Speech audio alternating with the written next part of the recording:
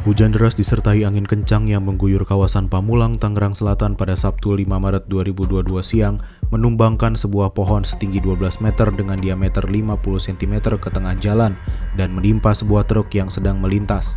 Akibat kejadian ini, sopir truk mengalami luka serius pada bagian tangan dan dirawat di rumah sakit. Angin kencang yang menyebabkan pohon tumbang juga melanda sejumlah wilayah di kota Bekasi. Pohon tumbang ini menimpa satu kendaraan yang melintas.